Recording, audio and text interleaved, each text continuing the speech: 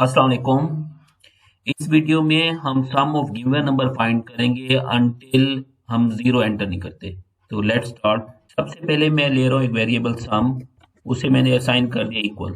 उसके बाद हम एक वेरिएबल लेंगे नंबर, और यूजर से इनपुट करने के लिए मैंने यूज किया input function. Input enter the number, ये मैसेज है जो यूजर को शो होगा। फंक्शन आपको रिटर्न करता है स्ट्रिंग, तो हम इसे कन्वर्ट करेंगे इंट में। इंट में कन्वर्ट करने के लिए हम इंट फंक्शन को यूज करेंगे, इंट, और ये मैंने इंट फंक्शन। नेक्स्ट अब हम वाइल लूप स्टार्ट करेंगे। While number not equal to zero, ये हमारे पास नॉट इक्वल का ऑपरेटर है। तो अब हमने यहाँ पर सम ले लिया, और ये एडिशन असाइनमेंट ऑपरेटर में ले रहा हूँ, और नंबर इसमें ऐड कर दिया।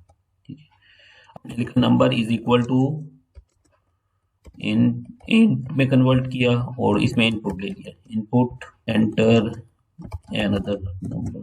और उसके बाद ये फॉर लूप का ब्लॉक एंड हो गया, और यहाँ पर मैं इसे प्रिंट करूंगा, printf the sum of the numbers is, और ये वेरिएबल का नेम आ गया। अब इसको हम रन करते हैं। तो रन करने के लिए मैं टर्मिनल ओपन करूंगा, यहाँ पर हम उस प्रोग्राम को रन करेंगे, while 3.py।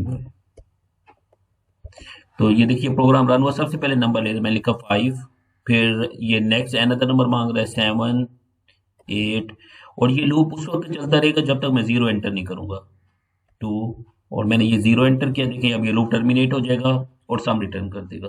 देखिए हमारे पास आउटपुट आ गया, the sum of a number is 22।